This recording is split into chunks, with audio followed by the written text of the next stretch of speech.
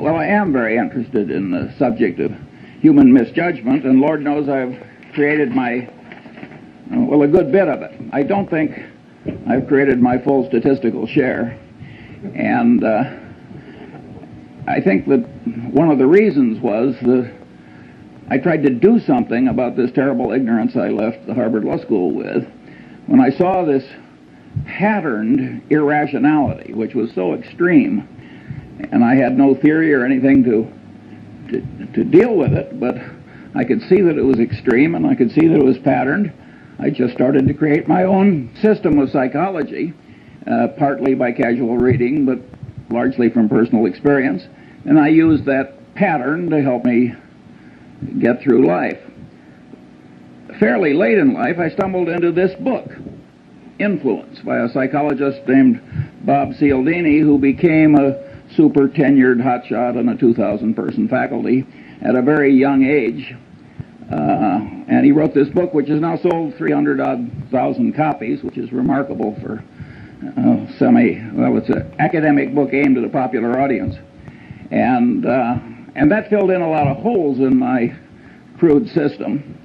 And when those holes had filled in, I thought I had a system that was a good working tool, and I'd like to share that one with you. And I came here because behavioral economics, how could economics not be behavioral? If it isn't behavioral, what the hell is it? I think it's fairly clear that all reality has to respect all other reality. If you come to inconsistencies, they have to be resolved. And so the idea of if there's anything valid in psychology, economics has to recognize it, and vice versa. So I think the people that are working on this fringe between economics and psychology are absolutely right to be there, and I think there's been plenty wrong over the years. Well, let me romp through as much of this list as I have time to get through. 24 standard causes of human misjudgment. First, under recognition of the power of what psychologists call reinforcement and economists call incentives. Well, you can say everybody knows that. Well, I think I've been in the top 5% of my age cohort all my life in understanding the power of incentives, and all my life I've underestimated it. And never a year passes but when I get some surprise that pushes my limit a little farther. So one of my favorite cases about the power of incentives is the Federal Express case, where heart and soul of the integrity of the system is that all the packages have to be shifted rapidly in one central location each night. And the system has no integrity if the whole shift can't be done fast. And Federal Express had one hell of a time getting the thing to work. And they tried moral suasion, they tried everything in the world, and finally somebody got the happy thought that they were paying the night shift by the hour, and that maybe if they paid them by the shift, the system would work better. And lo and behold, that solution worked. Early in the history of Xerox, Joe Wilson, who was then in the government, had to go back to Xerox because he couldn't understand how their better new machine was selling so poorly in relation to their older and inferior machine. Of course, when he got there, he found out that the commission arrangement with the salesman gave a tremendous incentive to the inferior machine. And here at Harvard, in the shadow of B.F. Skinner, there was a man who really was into reinforcement as a powerful thought. And, you know, Skinner has lost his reputation in a lot of places. But if you were to analyze the entire history of experimental science at Harvard, he'd be in the top handful. His experiments were very ingenious, the results were counterintuitive, and they were important. It is not given to experimental science to do better. What gummed up Skinner's reputation is that he developed a case of what I always call man with a hammer syndrome. To the man with a hammer, every problem tends to look pretty much like a nail. And Skinner had one of the more extreme cases in the history of academia, and this syndrome doesn't exempt bright people. It's just a man with a hammer. And Skinner is extreme example of that. And later, as I go down my list, let's go back and try and figure out why people like Skinner get man with a hammer syndrome. Incidentally, when I was at the Harvard Law School, there was a professor, naturally at Yale, who was derisively discussed at Harvard, and they used to say, "Poor old Blanchard, he thinks declaratory judgments will cure cancer." And that's the way Skinner got. And not only that, he got he was literary, and he scorned opponents who had any different way of thinking or thought anything else was important. This is not a way to make a lasting reputation if the other people turn out to also be doing something important. My second factor is simple psychological denial. This first really hit me between the eyes when a friend of our family had a super athlete, super student son who flew off a carrier in the North Atlantic and never came back. And his mother, who was a very sane woman, just never believed he was dead. And of course, if you turn on the television, you find the mothers of the most obvious criminals that man could ever diagnose, and they all think their sons are innocent. Simple psychological denial. The reality is too painful to bear, so you just distort it until it's bearable. We all do that to some extent, and it's a common psychological misjudgment that causes terrible problems. Third, incentive-caused bias, both in one's own mind and that of one's trusted advisor, where it creates what economists call agency costs. Here, my early experience was a doctor who sent bushel baskets full of normal gallbladders down to the pathology lab in a leading hospital in Lincoln, Nebraska. And with that quality control for which community hospitals are famous, about 5 years after he should have been removed from the staff, he was. And one of the old doctors who participated in the removal was also a family friend. And I asked him, I said, tell me, did he think here's a way for me to exercise my talents? This guy was very skilled, technically, and make a high living by doing a few maimings and murders every year, along with some frauds? He said, hell no, Charlie. He thought that the gallbladder was the source of all medical evil, and that if you really loved your patients, you couldn't get that organ out rapidly enough.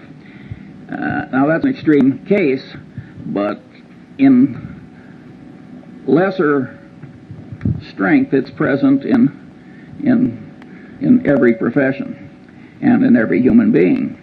And it causes perfectly terrible behavior. If you take sales presentations of brokers of commercial real estate and businesses, I'm 70 years old. I've never seen one I thought was even within hailing distance of objective truth. And if you want to talk about the power of incentives and the power to rationalize terrible behavior, after the Defense Department had had enough experience with cost plus percentage of cost contracts, the reaction of our republic was to make it a crime for the federal government to write one. And not only a crime, but a felony. And by the way, the government's right. But a lot of the way the world is run, including most law firms and a lot of other places, they've still got a cost plus percentage of cost system. And human nature, with its version of what I call incentive-caused bias, causes this terrible abuse. And many of the people who are doing it, you would be glad to have marry into your family compared to what you're otherwise going to get.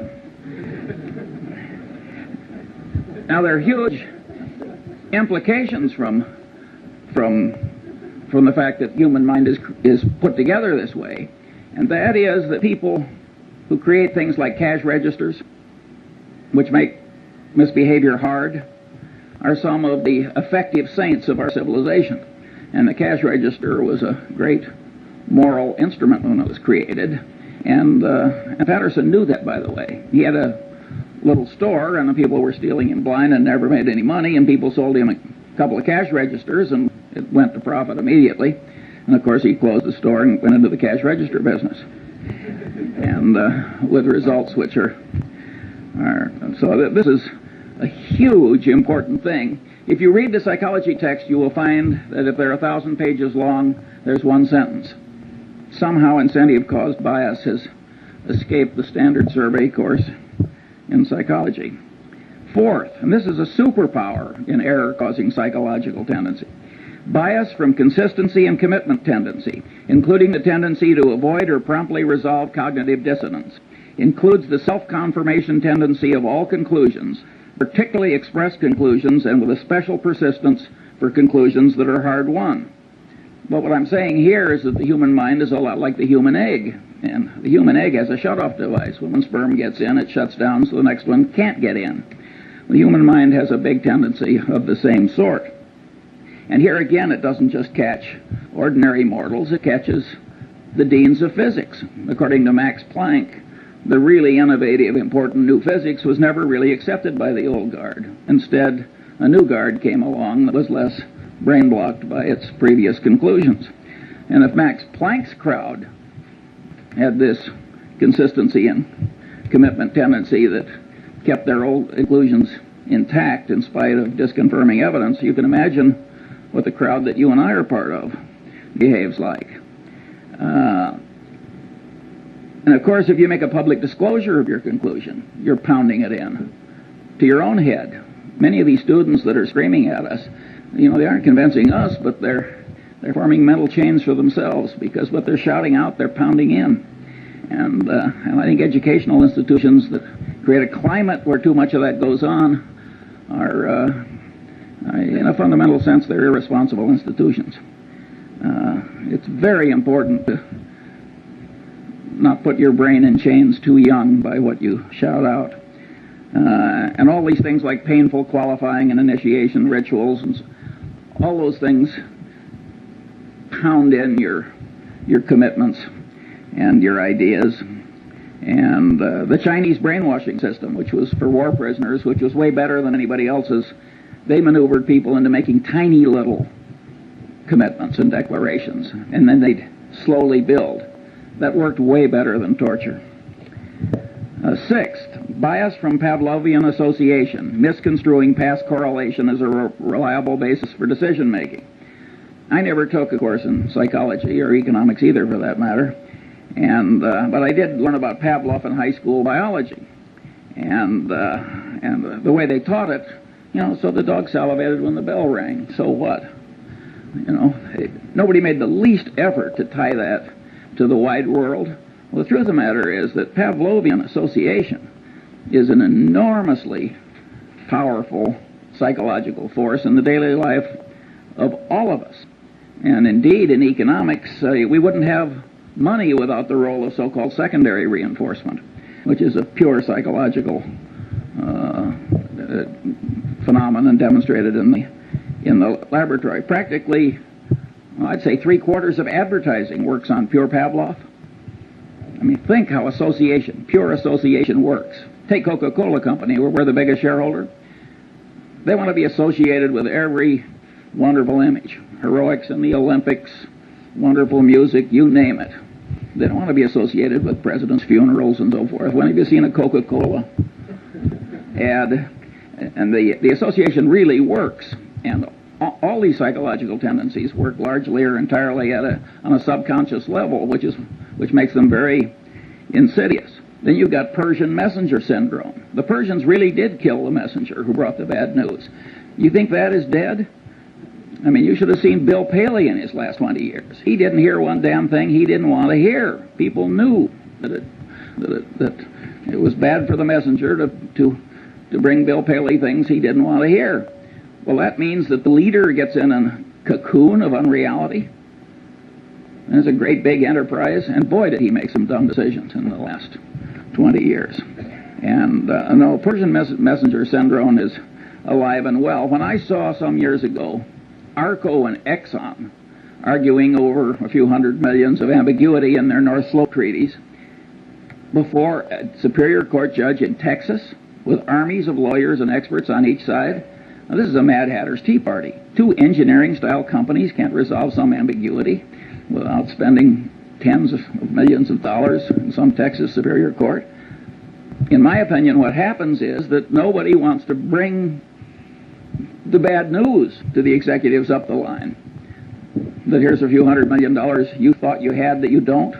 And it's much safer to act like the Persian messenger who goes away to hide rather than bring home the news of the battle lost. talking about economics, you get a very interesting phenomenon that I've seen over and over again in a long life. You've got two products. Suppose they're complex technical product.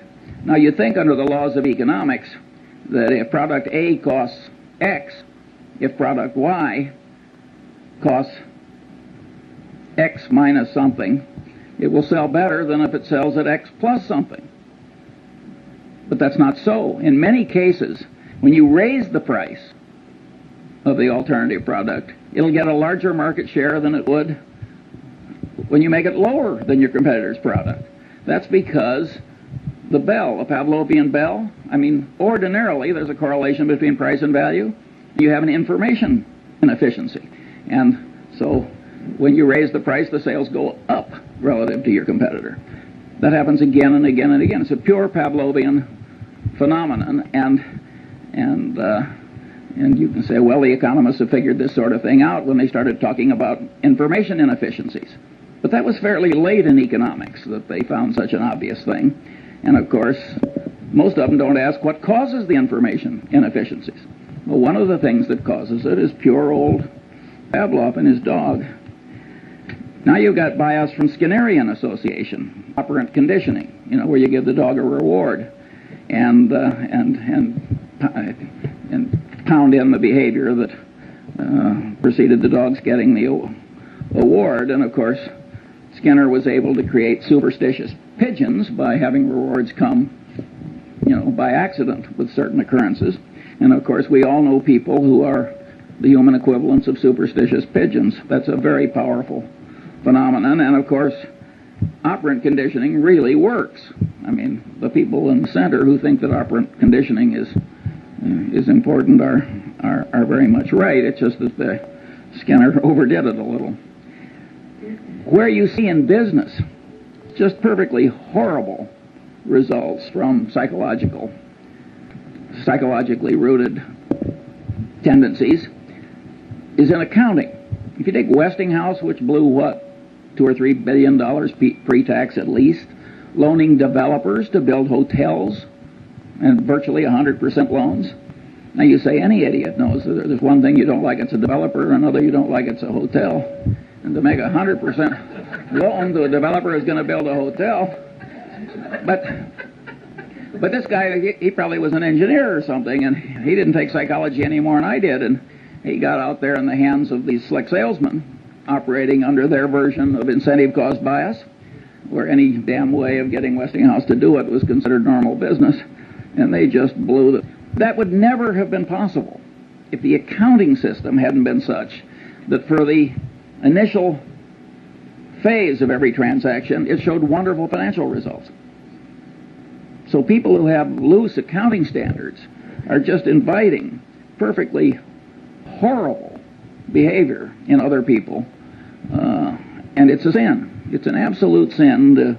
If you carried bushel baskets full of money through the ghetto and made it easy to steal, that would be a considerable human sin, because you'd be causing a lot of bad behavior, and the bad behavior would spread. Similarly, an institution that gets sloppy accounting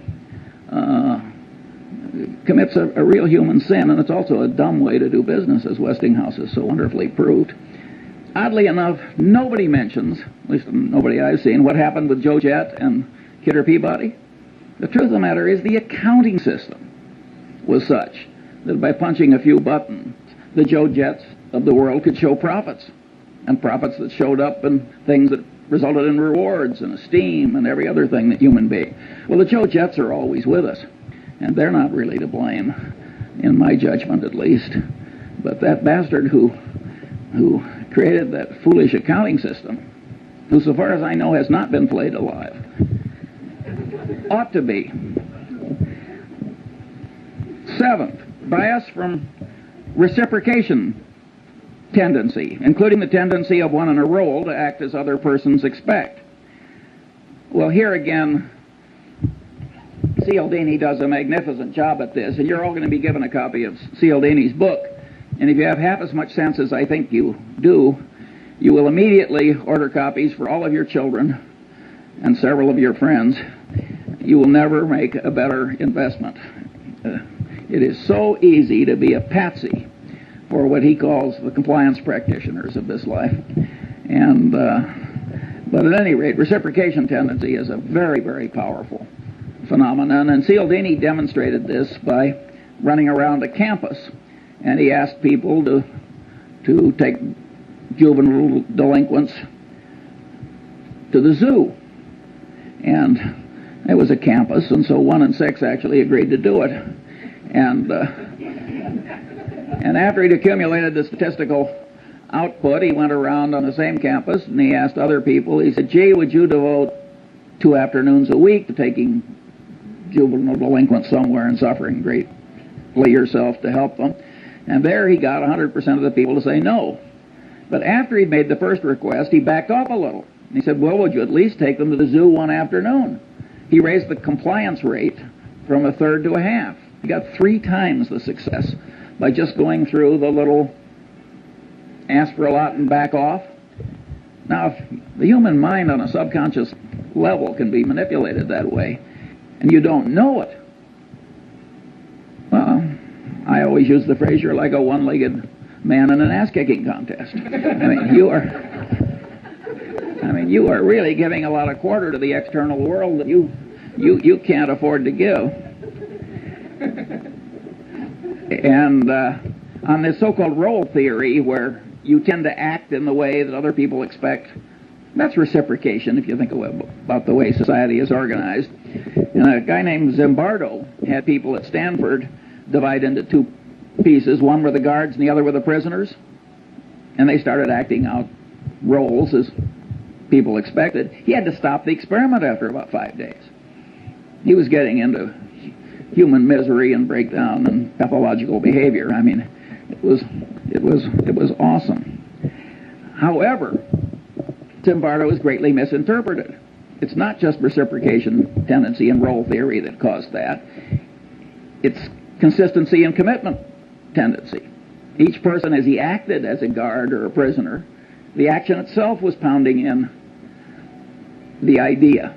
Wherever you turn, this consistency and commitment tendency is affecting you. In other words, what you think may change what you do, but perhaps even more important, what you do will change what you think. And you can say, everybody knows that. I want to tell you, I didn't know it well enough early enough. 8. Now this is a lollapalooza, and Henry Kaufman wisely talked about this. Bias from over-influence by social proof, that is, the conclusions of others, particularly under conditions of natural uncertainty and stress. And here, one of the cases the psychologist used is Kitty Genovese, where all these people, I don't know, 50, 60, 70 of them just sort of sat and did nothing while she was slowly murdered. Now, one of the explanations is everybody looked at everybody else and nobody else was doing anything, and so there's automatic social proof that the right thing to do is nothing. That's not a good enough explanation for Kitty Genovese, in my judgment. That's only part of it. There are microeconomic ideas in gain-loss ratios and so forth that also come into play. I think time and time again in reality, psychological notions and economic notions interplay. And the man who doesn't understand both is a damn fool. Big shot businessmen get into these waves of social proof. Do you remember some years ago when one oil company bought a fertilizer company? And every other major oil company practically ran out and bought a fertilizer company. And there was no more damn reason for all these oil companies to buy fertilizer companies. But they didn't know exactly what to do, and if Exxon was doing it, it was good enough for Mobil or vice versa. And of course, I think they're all gone now. It was a total disaster. Now let's talk about efficient market theory, a wonderful economic doctrine that had a long vogue in spite of the experience of Berkshire Hathaway. In fact, one of the economists who won, he shared a Nobel Prize. And as he looked at Berkshire Hathaway year after year, which people would throw in his face as saying maybe the market isn't quite as efficient as you think, he said, well, it's a 2 sigma event. And then he said we were a 3 sigma event. And then he said we were a 4 sigma event. And he finally got up to 6 sigmas. Better to add a sigma than change a theory just because the evidence comes in differently. And of course, when this share of a Nobel Prize went into money management himself, he sank like a stone. If you think about the doctrines I've talked about, namely, 1, the power of reinforcement. After all, you do something and the market goes up and you get paid and rewarded and applauded and what have you. You're getting a lot of reinforcement if you make a bet in a market and the market goes with you. Also, there's social proof. I mean, the prices in the market are the ultimate form of social proof, reflecting what other people think. And so the combination is very powerful. Why would you expect general market levels to always be totally efficient, say even in 1973-4 at the pit, or in 1972 or whatever it was when the Nifty 50 were in their heyday? If these psychological notions are correct, you would expect some waves of irrationality, which carry general levels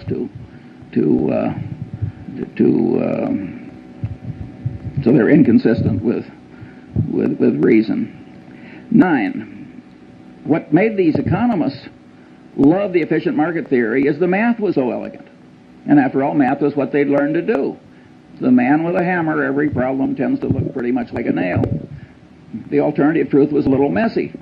And they'd forgotten the great economist Keynes, whom I think said, better to be roughly right than precisely wrong. 9. Bias from contrast cause distortions of sensation, perception, and cognition. Here, the great experiment that Cialdini does in his class is he takes 3 buckets of water. One's hot, one's cold, and one's room temperature. He has the student stick his left hand in the hot water and his right hand in the cold water. Then he has them remove the hands and put them both in the room temperature bucket. And of course, with both hands in the same bucket of water, one seems hot and the other seems cold, because the sensation apparatus of man is over-influenced by contrast. It has no absolute scale. It's got a contrast scale in it. And it's a scale with quantum effects in it, too. It takes a certain percentage change before it's noticed. Maybe you've had a magician remove your watch. I certainly have, without your noticing it. It's the same thing. He's taking advantage of your contrast type troubles in your sensory apparatus.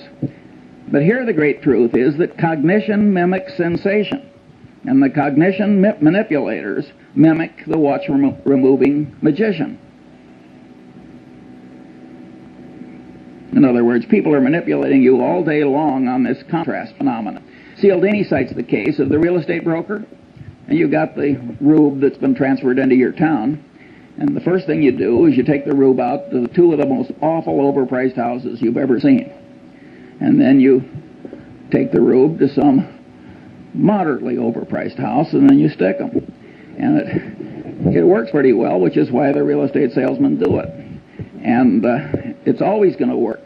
And the accidents of life can do this to you, and it can ruin your life.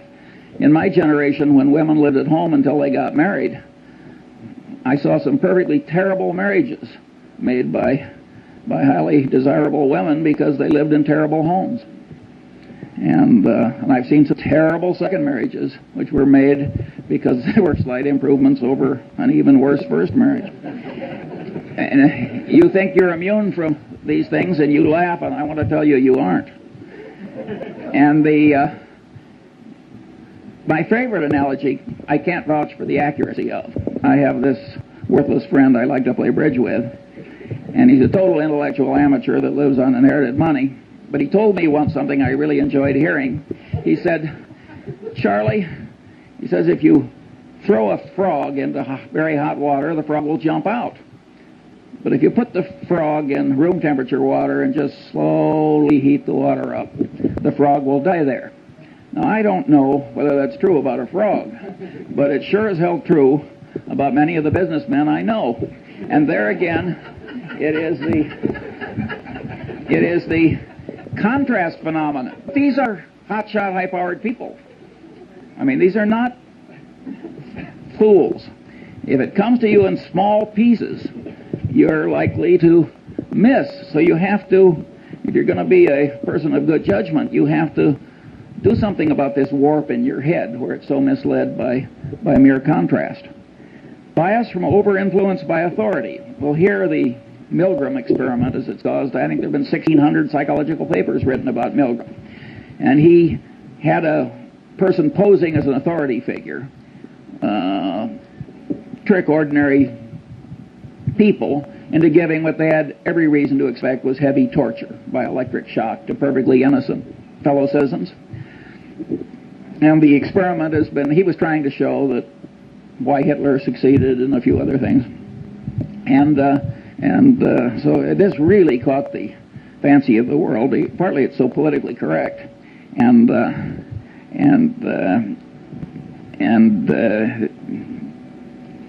over-influence by authority has another you'll like this one. You got a pilot and a co-pilot. The pilot is the authority figure. They don't do this in airplanes, but they've done it in simulators. They have the pilot do something where the co-pilot, who's been trained in simulators a long time, he knows he's not to allow the plane to crash. They have the pilot to do something where an idiot co-pilot would know the plane was going to crash, but the pilot's doing it and the co-pilot is sitting there and the pilot is the authority figure. 25% of the time the plane crashes. I mean, this is a very powerful psychological tendency. It's not quite as powerful as some people think, and I'll get to that later. 11. Bias from Deprival-Superreaction syndrome, including bias caused by present or threatened scarcity, including threatened removal of something almost possessed but never possessed. Here I took the Munger dog. Lovely, harmless dog. The only way to get that dog to bite you was to try and take something out of its mouth after it was already there. And any of you who've tried to do takeaways in labor negotiations will know that the human version of that dog is there in all of us. And I had a predecessor on a little island where I have a house, and his next door neighbor put a little pine tree in that was about 3 feet high, and it turned his 180-degree view of the harbor into 179 3/4. Well, they had a blood feud like the Hatfields and McCoys, and it went on and on and on. And I mean, people are really crazy about minor decrements down. And then, if you act on them, you get into reciprocation tendency, because you don't just reciprocate affection, you reciprocate animosity, and the whole thing can escalate. And so, huge insanities can come from just subconsciously overweighing the importance of what you're losing or almost getting and not getting. And the extreme business case here was New Coke. Now, Coca-Cola has the most valuable trademark in the world. We're the major shareholder. I mean, I think we understand that trademark. Coke has armies of brilliant engineers, lawyers, psychologists, advertising executives, and so forth. And they had a trademark on a flavor, and they'd spent the better part of 100 years getting people to believe that trademark had all these intangible values too. And people associated it with a flavor. And so they were going to tell people not that it was improved, because you can't improve a flavor. A flavor is a matter of taste.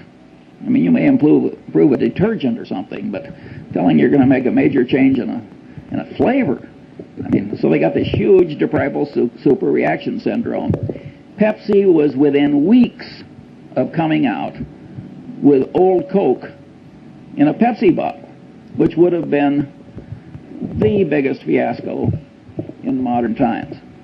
Perfect insanity. And by the way, both Goizueta and Keogh are just wonderful about it. I mean, they just joke. I mean, they don't.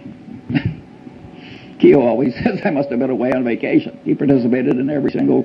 He's a wonderful guy. And by the way, Goizueta is a wonderful, smart guy, an engineer. Smart people make these terrible boners. How can you not understand Deprival-Superreaction syndrome? But people do not react symmetrically to loss and gain. Now, maybe a great bridge player like Zeckhauser does, but that's a trained response. Ordinary people, subconsciously affected by their inborn tendencies. Bias from envy, jealousy. Well, envy, jealousy made what, 2 out of the 10 commandments? Those of you who have raised siblings, you know about or tried to run a law firm or investment bank or even a faculty. I've heard Warren say 6 times, it's not greed that drives the world, but envy. Here again, you go through the psychology survey courses, and you go to the index, envy, jealousy. 1,000-page book. It's blank. There's some blind spots in academia, but it's an enormously powerful thing, and it operates to a considerable extent on a subconscious level, and anybody who doesn't understand it is taking on defects he shouldn't have. Bias from chemical dependency. Well, we don't have to talk about that. We've all seen so much of it, but it's interesting how it always causes moral breakdown if there's any need, and it always involves massive denial. So it's just, it aggravates what we talked about earlier in the aviator case, the tendency to distort reality so that it's endurable. Bias from misgambling compulsion. Well, here Skinner made the only explanation you'll find in the standard psychology survey course. He, of course, created a variable reinforcement rate for his pigeons, his mice, and he found that would pound in the behavior better than any other reinforcement pattern. And he says, aha, I've explained why gambling is such a powerful, addictive force in a civilization. I think that is, to a very considerable extent, true. But being Skinner, he seemed to think that was the only explanation. But the truth of the matter is that the devisers of these modern machines and techniques know a lot of things that Skinner didn't know. For instance, a lottery. You have a lottery where you get your number by lot, and then somebody draws a number by lot. It gets lousy play. You get a lottery where people get to pick their number. Get big play. Again, it's this consistency and commitment thing. People think that if they have committed to it, it has to be good. And the minute they've picked it themselves, it gets an extra validity. After all, they thought it and they acted on it. And then if you take slot machines, you get bar, lemon. That happens again and again and again. You get all these near misses. Well, that's Deprival-Superreaction syndrome. And boy, do the people who create the machines understand human psychology. And if you got, for the high IQ crowd, they've got poker machines where you make choices. So you can play blackjack, so to speak, with the machine. It's wonderful what we've done with our computers to ruin a civilization. And but anyway, misgambling compulsion is a very, very powerful and important thing. Look at what's happening to our country. Every Indian reservation, every river town, and look at the people who are ruined by it with the aid of their stockbrokers and others. And again, if you look in the standard textbook of psychology, you'll find practically nothing on it except maybe one sentence talking about Skinner's rats. That is not an adequate coverage of the subject. Bias from liking distortion, including the tendency to especially like oneself, one's own kind, and one's own idea structures, and the tendency to be especially susceptible to being misled by someone liked. Disliking distortion, bias from that. The reciprocal of liking distortion, and the tendency not to learn appropriately from someone disliked. Well, here again we've got hugely powerful tendencies, and if you look at the wars in part of the Harvard Law School, as we sit here, you can see that very brilliant people get into this almost pathological behavior. And these are very, very powerful, basic, subconscious psychological tendencies, or at least partly subconscious. Now let's get back to B.F. Skinner, man with a hammer syndrome revisited. Why is man with the hammer syndrome always present? Well, if you stop to think about it, it's incentive-caused bias. His professional reputation is all tied up with what he knows. He likes himself and he likes his own ideas, and he's expressed them to other people. Consistency and commitment tendency. I mean, you got 4 or 5 of these elementary psychological tendencies combining to create this man with a hammer syndrome. And once you realize that you can't really buy your thinking done, partly you can, but largely you can't in this world, you have learned a lesson that's very useful in life. George Bernard Shaw said, and had a character say in The Doctor's Dilemma, in the last analysis, every profession is a conspiracy against the laity. But he didn't have it quite right, because it isn't so much conspiracy as it is a subconscious psychological tendency. The guy tells you what is good for him. He doesn't recognize that he's doing anything wrong any more than that doctor did when he was pulling out all those normal gallbladders. And he believes that his own idea structures will cure cancer. And he believes that the demons that he's the guardian against are the biggest demons and the most important ones. And in fact, they may be very small demons compared to the demons that you face. So you're getting your advice in this world from your paid advisor with this huge load of ghastly bias. And woe to you. There are only two ways to handle it. You can hire your advisor and then just apply a windage factor, like I used to do when I was a rifle shooter. I just adjust for so many miles an hour of wind. Or you can learn the basic elements of your advisor's trade. You don't have to learn very much, by the way, because you learn just a little, and then you can make him explain why he's right. And those two tendencies will take part of the warp out of the thinking you've tried to hire done. By and large, it works terribly. I have never seen a management consultant's report in my long life that didn't end with the following paragraph: what this situation really needs is more management consulting. Never once. I always turn to the last page. Of course, Berkshire Hathaway doesn't hire them, so I only do this on sort of a voyeuristic basis. Sometimes I'm in a non-profit where some idiot hires one.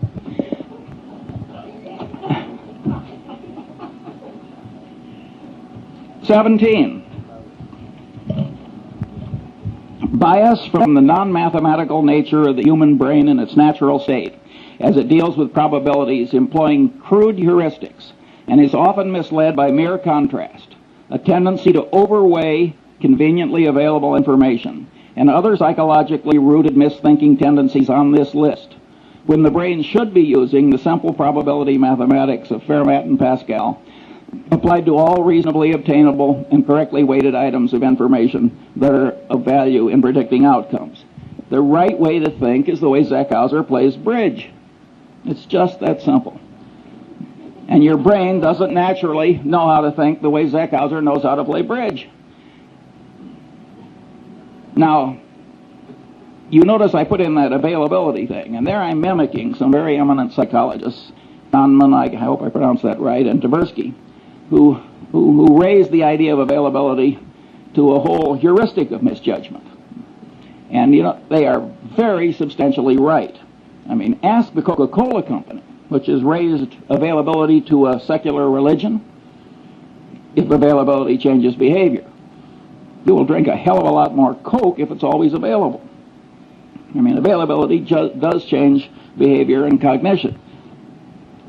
Nonetheless, even though I recognize that and applaud Tversky and Kahneman, I don't like it for my personal system, except as part of a greater subsystem, which is, you got to think the way Zeckhauser plays the bridge. It isn't just the lack of availability that distorts your judgment. All the things on this list distort judgment. And I want to train myself to kind of mentally run down the list instead of just jumping on availability. So that's why I state it the way I do. In a sense, these psychological tendencies make things unavailable. Because if you quickly jump to one thing, and then because you've jumped to it, the consistency and commitment tendency makes you lock in, boom, that's error number one. Or if something is very vivid, which I'm going to come to next, that will really pound in. And the reason that the thing that really matters is now unavailable, and what's extra vivid wins, is, I mean, the extra vividness creates the unavailability. So I think it's much better to have a whole list of things that cause you to be less like Zeckhauser than it is just to jump on one factor. Here, I think we should discuss John Gutfriend. This is a very interesting human example which will be taught in every decent professional school for at least a full generation. Gutfriend has a trusted employee, and it comes to light, not through confession, but by accident, that the trusted employee has lied like hell to the government and manipulated the accounting system, and it was really equivalent to forgery. And the man immediately says, "I've never done it before. I'll never do it again. It was an isolated example." And of course, it was obvious that he was trying to help the government as well as himself, because he thought the government had been dumb enough to pass a rule that he'd spoken against. And after all, if a government's not going to pay attention to a bond trader at Solomon, what kind of a government can it be? But at any rate, and this guy has been part of a little clique that has made, way over $1 billion for Solomon in the very recent past. And it's a little handful of people. And so there are a lot of psychological forces at work. And you know the guy's wife, and he's right in front of you, and there's human sympathy, and he's sort of asking for your help, which is the form which encourages reciprocation, and there are all these psychological tendencies are working, plus the fact he's part of a group that will made a lot of money for you. At any rate, good friend does not cashier the man.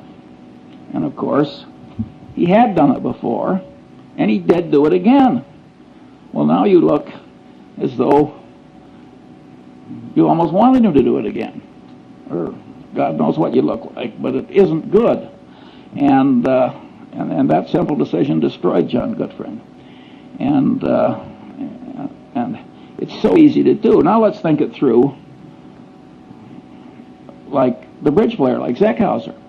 You find an isolated example of a little old lady in the Seeds Candy Company, one of our subsidiaries, getting into the till. And what does she say? "I never did it before. I'll never do it again. This is going to ruin my life. Please help me." And you know her children and her friends, and she's been around 30 years, and standing behind the candy counter with swollen ankles, and you're an old lady. It isn't that glorious a life. And you're rich and powerful, and there she is. "I never did it before. I'll never do it again." Well, how likely is it that she never did it before?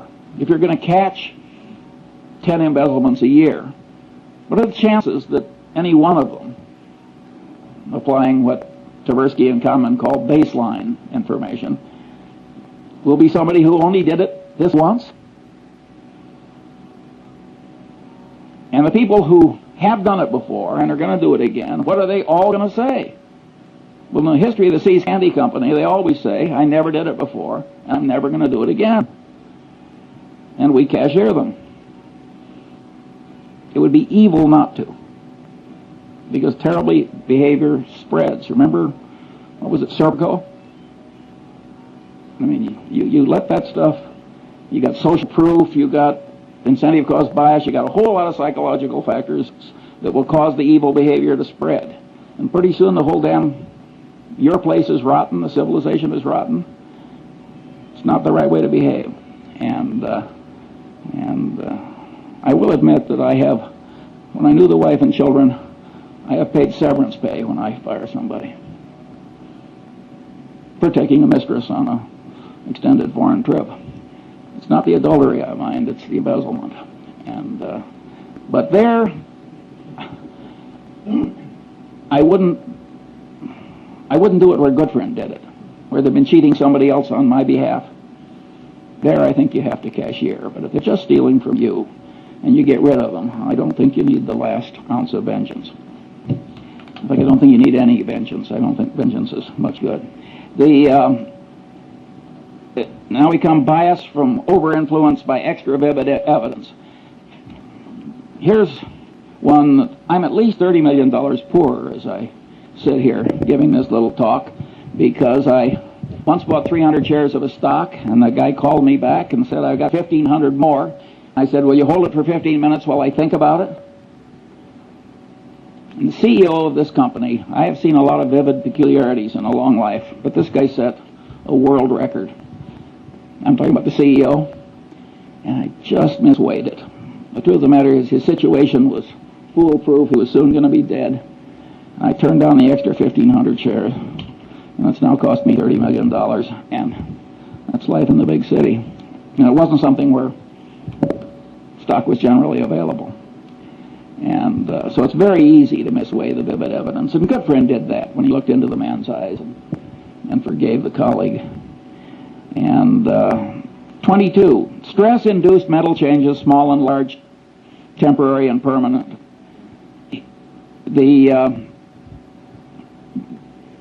I've skipped one. Mental confusion caused by information not arrayed in the mind in theory structures, creating sound generalizations developed in response to the question why. Also misinfluence from information that apparently but not really answers the question why. Also failure to obtain deserved influence caused by not properly explaining why. Well, we all know people who flunk, and they try and memorize, and they try and spout back, and it doesn't work. The brain doesn't work that way. You've got to array facts on theory structures answering the question why. If you don't do that, you cannot handle the world. And now we get to Feuerstein, who was the general counsel of Salomon when Goodfriend made his big error. And Feuerstein knew better. He told Goodfriend, you have to report this as a matter of morality and prudent business judgment. He said, it's probably not illegal, there's probably no legal duty to do it, but you have to do it as a matter of prudent conduct and proper dealing with your main customer. And he said that to Goodfriend on at least 2 or 3 occasions. And he stopped. And of course the persuasion failed. And when Goodfriend went down, Feuerstein went with him. And it ruined a considerable part of Feuerstein's life. Well, Feuerstein was a member of the Harvard Law Review who made an elementary psychological mistake. You want to persuade somebody, you really tell them why. And what have we learned in lesson 1? Incentives really matter.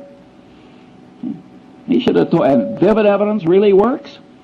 He should have told Goodfriend, you are likely to ruin your life and disgrace your family and lose your money. And is Mosier worth this? I know both men, that would have worked. So Feuerstein flunked elementary psychology, this very sophisticated, brilliant lawyer. Well, don't you do that. It's not very hard to do, just to remember that why is terribly important. Other normal limitations of sensation, memory, cognition, and knowledge, well, I don't have time for that. Stress-induced mental changes.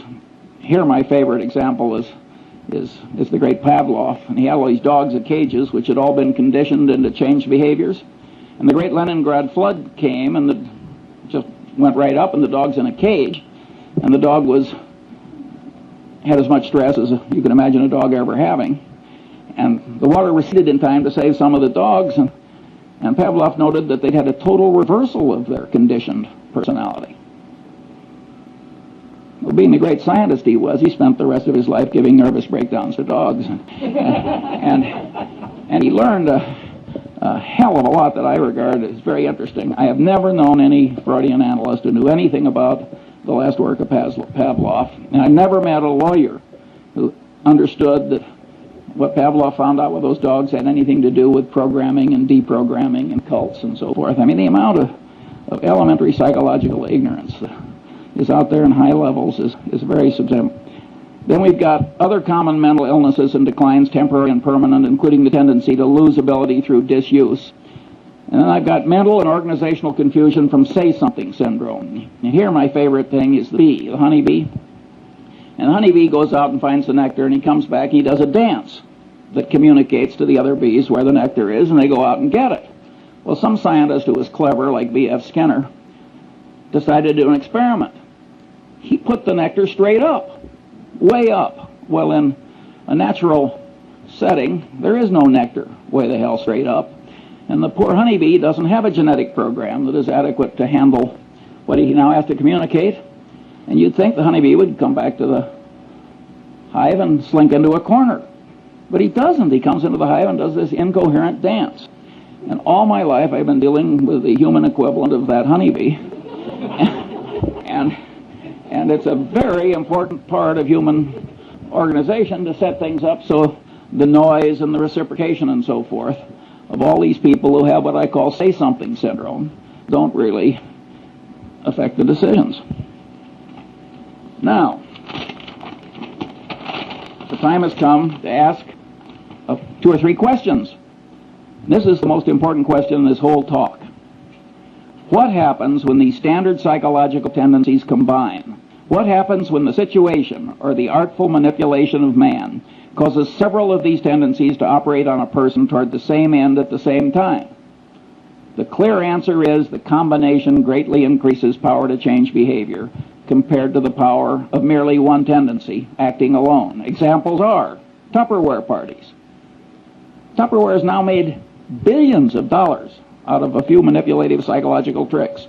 It was so schlock that directors of Justin Dart's company resigned when he crammed it down his board's throat. And he was totally right, by the way, judged by economic outcomes. Mooney conversion methods. Boy, do they work. He just combines 4 or 5 of these things together. The system of Alcoholics Anonymous. A 50% no drinking rate outcome when everything else fails. It's a very clever system that uses 4 or 5 psychological systems at once toward, I might say, a very good end. The Milgram experiment. See, Milgram, it's been widely interpreted as mere obedience. But the truth of the matter is that the experimenter who got the students to give the heavy shocks in Milgram, he explained why. It was a false explanation. We need this to look for scientific truth and so on. That greatly changed the behavior of the people. And number 2, he worked them up. Tiny shock, little larger, little larger. So commitment and consistency tendency and the contrast principle were both working in favor of this behavior. So again, it's 4 different psychological tendencies. That's when you get these Lollapalooza effects, you will almost always find 4 or 5 of these things working together. When I was young, there was a whodunit hero who always said, cherchez la femme. And what you should search for in life is the combination, because the combination is likely to do you in. Or if you're the inventor of Tupperware parties, it's likely to make you enormously rich if you can stand shaving when you do it. Then one of my favorite cases is the McDonnell-Douglas airliner evacuation disaster. The government requires that airliners pass a bunch of tests. One of them is evacuation. Get everybody out, I think it's 90 seconds or something like that. It's some short period of time. The government has rules, make it very realistic, so on and so on. You can't select nothing but 20-year-old athletes to evacuate your airliner. So McDonnell-Douglas schedules one of these things in a hangar, and they make the hangar dark, and the concrete floor is 25 feet down, and they got these little rubber chutes, and they got all these old people, and they ring the bell, and they all rush out, and in the morning, when the first test is done, they create, 20 terrible injuries that will go off to hospitals. And of course, they scheduled another one for the afternoon. By the way, they didn't meet the time schedule either, in addition to causing all the injuries. Well, so what do? They do it again in the afternoon. Now they create 20 more injuries and 1 case of a severed spinal column with permanent unfixable paralysis. These are engineers, these are brilliant people, this is thought over through in a big bureaucracy. Again, it's a combination of a tendency. Authorities told you to do it. He told you to make it realistic. You've decided to do it. You've decided to do it twice. Incentive cost bias. If you pass, you save a lot of money. You've got to jump this hurdle before you can sell your new airliner. Again, 3, 4, 5 of these things work together, and it turns human brains into mush. And maybe you think this doesn't happen in picking investments? If so, you're living in a different world than I am. Finally, the open outcry auction. The open outcry auction is just made to turn the brain into mush. You get social proof, the other guy is bidding, you get reciprocation tendency, you get Deprival-Superreaction syndrome, the thing is going away. I mean, it's just absolutely designed to manipulate people into idiotic behavior. Finally, the institution of the board of directors of a major human American company. Well, the top guy is sitting there, he's an authority figure. He's doing asinine things. You look around the board, nobody else is objecting. Social proof, it's okay. Reciprocation tendency, he's raising the director's fees every year. He's flying you around in the corporate airplane to look at interesting plants or whatever the hell they do. And You go, and you really get extreme dysfunction as a corrective decision-making body in the typical American board of directors. They only act, again, the power of incentives, they only act when it gets so bad that it starts reflecting, making them look foolish or threatening legal liability to them. That's Munger's rule. I mean, there are occasional things that don't follow Munger's rule, but by and large, the board of directors is a very ineffective corrector if the top guy is a little nuts, which of course frequently happens. The second question: isn't this list of standard psychological tendencies improperly tautological compared with the system of Euclid? That is, aren't there overlaps, and can't some items on the list be derived from combinations of other items? The answer to that is plainly yes. 3, what good is in the practical world is the thought system indicated by the list? Isn't practical benefit prevented because these psychological tendencies are programmed into the human mind by broad evolution, so we can't get rid of them? Broad evolution, I mean the combination of genetic and cultural evolution, but mostly genetic. Well, the answer is the tendencies are partly good, and indeed probably much more good than bad, otherwise they wouldn't be there. By and large, these rules of thumb have worked pretty well for man given his limited mental capacity, and that's why they were programmed in by broad evolution. At any rate, they can't be simply washed out automatically, and they shouldn't be.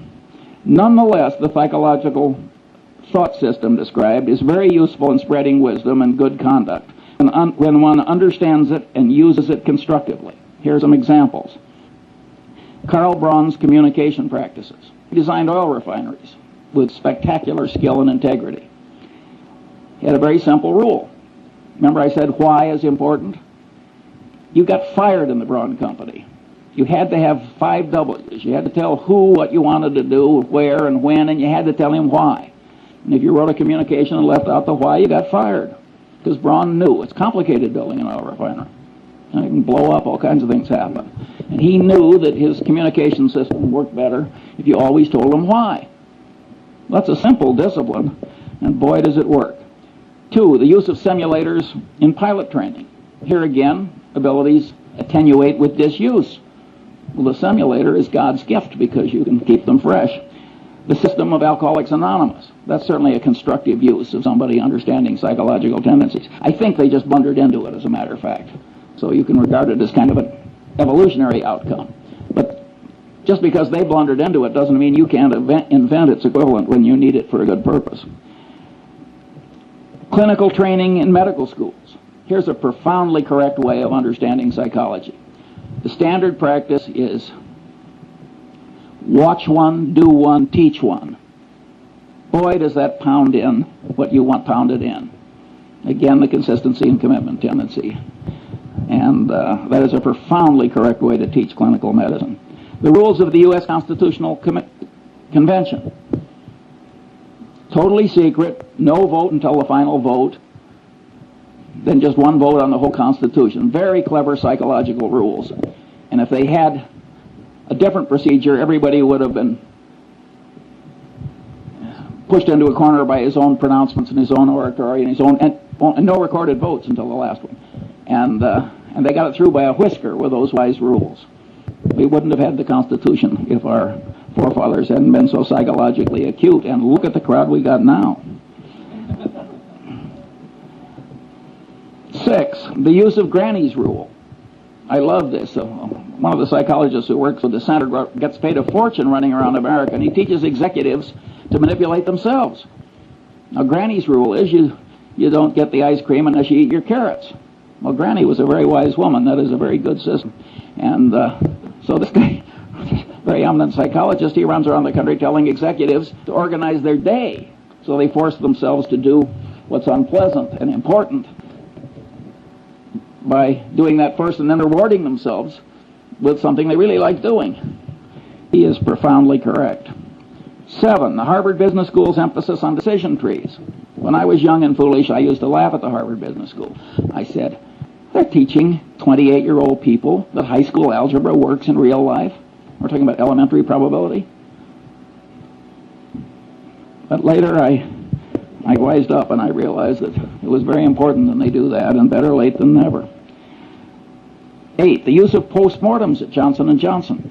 At most corporations, if you make an acquisition and it works out to be a disaster, all the paperwork and presentations that caused the dumb acquisition to be made are quickly forgotten. You got denial, you got everything in the world. You got Pavlovian association tendency. Nobody wants to even be associated with the damn thing or even mention it.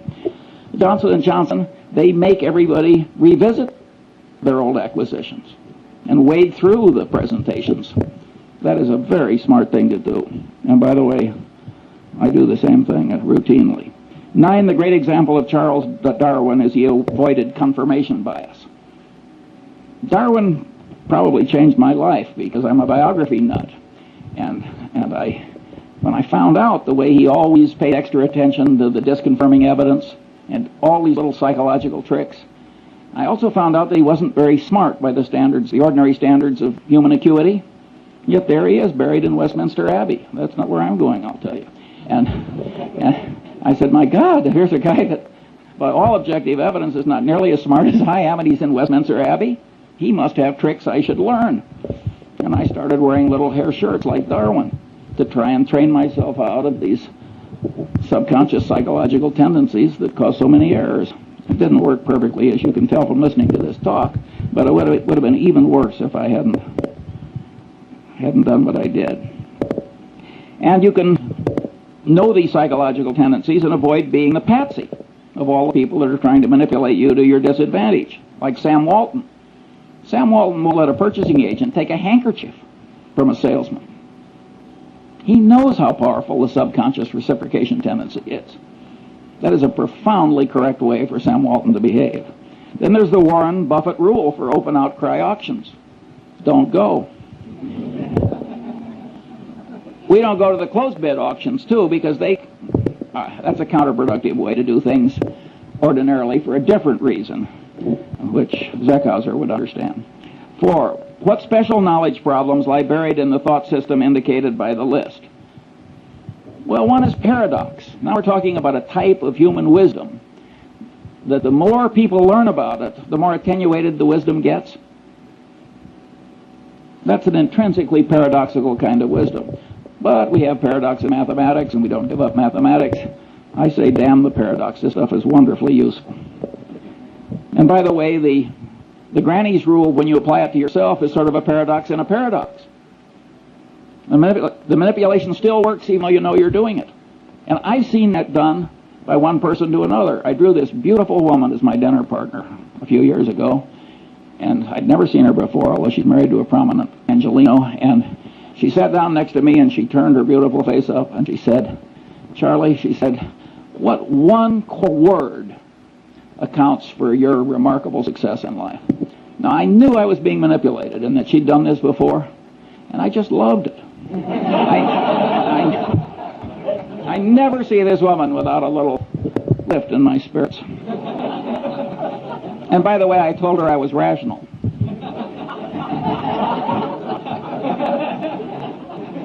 You'll have to judge yourself whether that's true. I may be demonstrating some psychological tendency I hadn't planned on demonstrating. How should the best parts of psychology and economics interrelate in an enlightened economist's mind? 2 views. That's the thermodynamics model. You can't derive thermodynamics from Newtonian gravity and laws of mechanics, even though it's a lot of little particles interacting. And here's this wonderful truth that you can sort of develop on your own, which is thermodynamics. And some economists, and I think Milton Friedman is in this group, but I may be wrong on that, sort of like the thermodynamics model. I think Milton Friedman, who has a Nobel Prize, is probably a little wrong on that. I think the thermodynamics analogy is overstrained. I think knowledge from these different soft sciences have to be reconciled to eliminate conflict. After all, there's nothing in thermodynamics that's inconsistent with Newtonian mechanics and gravity. And I think that some of these economic theories are not totally consistent with other knowledge, and they have to be bent, and I think that these behavioral economists are probably the ones that are bending them in a correct direction. Now, my prediction is when the economists take a little psychology into account, that the reconciliation will be quite endurable. And here my model is the precession of the equinoxes. The world would be simpler for a long-term climatologist if the angle of the axis of the Earth's rotation compared to the plane of the ecliptic were absolutely fixed. But it isn't fixed. Over every 40,000 years or so, there's this little wobble, and that has pronounced long-term effects. Well, in many cases, what psychology is going to add is just a little wobble, and it will be endurable. Here I quote another hero of mine, who of course is Einstein, where he said, "The Lord is subtle but not malicious." And I don't think it's going to be that hard to bend economics a little to accommodate what's right in psychology. The final question is, if the thought system indicated by this list of psychological tendencies has great value not widely recognized and employed, what should the educational system do about it? I am not going to answer that one now. I like leaving a little mystery. Have I used up all the time, so there's no time for questions? I think that what we're going to do is we're going to borrow a little bit of time from the end of the day summary of questions, and we're going to move it and allocate it to Charles Munger. That's definitely the thing. So when we have questions for 10 to 15 minutes, and then we'll ask other people questions mostly.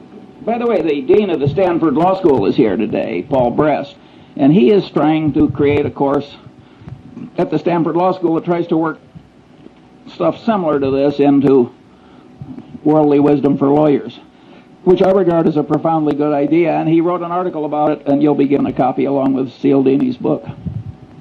Questions?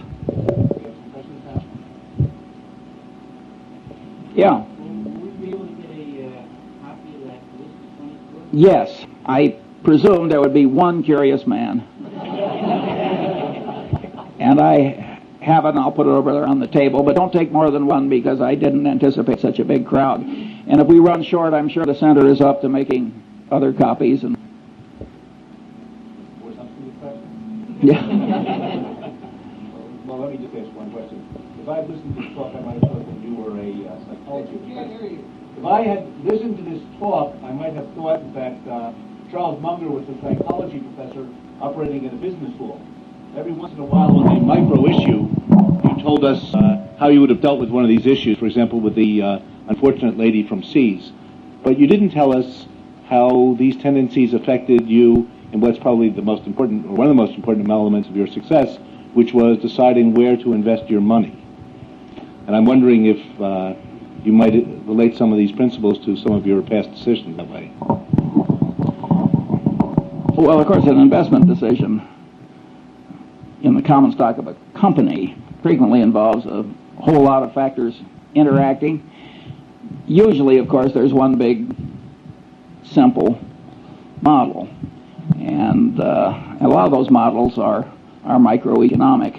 And I have a little list of, it wouldn't be nearly 24 of those, but I don't have time for that one. And I don't have too much interest in teaching other people how to get rich. My personal, and that isn't because I fear the competition or anything like that. Warren has always been very open about what he's learned, and I share that ethos. My personal behavior model is Lord Keynes. I wanted to get rich so I could be independent, and so I could do other things like give talks on the intersection of psychology and economics. I didn't want to turn it into a total obsession. Yeah. Out of those 24, could you tell us the one rule that is most important? I would say the one thing that causes the most trouble is when you combine a bunch of these together, you get this Lollapalooza effect. And if you read the psychology textbooks, they don't discuss how these things combine, at least not very much. Do they multiply? Do they add? How does it work? I think it would be just an automatic subject for research, but it doesn't seem to turn the psychology establishment on. I think this is a man for Mars approach to psychology. I just reached in and took what I thought I had to have. That is a different set of incentives from rising in an economic establishment where the reward system, again, the reinforcement, comes from being a truffle hound. That's what Jacob Viner, the great economist, called it, the truffle hound. An animal so bred and trained for one narrow purpose that he wasn't much good at anything else. And that is the reward system in a lot of academic departments. It is not necessarily for the good. It may be fine if you want new drugs or something. You want people stunted in a lot of different directions so they can grow in one narrow direction. But I don't think it's good teaching psychology to the masses. In fact, I think it's terrible.